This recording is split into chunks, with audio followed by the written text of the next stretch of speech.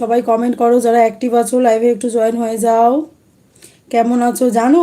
ওই কি বলবো, আমার এত মানে বুদ্ধিহীন, আমি কি বলবো। আমি কলকাতা ঘরকন্যা পরিবারের লাইভে এসেছি, সঙ্গে সঙ্গে দাদু লাইভে এসে গেছিলো, দাদু চ্যানেলটাকে সাবস্ক্রাইব করেছে। কিন্তু আমি কনফিউজ হয়ে গেছি, আমি ভাবছি কি যে আমি কি তাহলে সিঙ্গুরাই পরিবারের লাইভে চলে আসলাম। কিন্তু না, দাদু কলকাতা পরিবারের লাইভে এসেছিলো।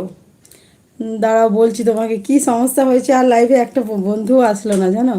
আপনাকে কোথায় দেখেছি দিদি, কোথায় দেখেছো বলো, কোথায় দেখেছো আমাকে?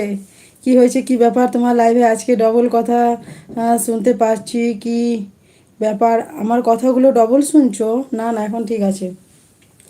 আমি কলকাতা ঘরকন্যা পরিবারের লাইভে এসেছি, ফার্স্ট লাইক ফার্স্ট কমেন্ট দাদু করেছি। এবার আমি ওটা কনফিউজ হয়ে গেছি, আমি ভাবছি যে দাদু তো এই চ্যানেলটা সম্বন্ধে কিছু জানে না, কলকাতা ঘরকন্যা পরিবারে।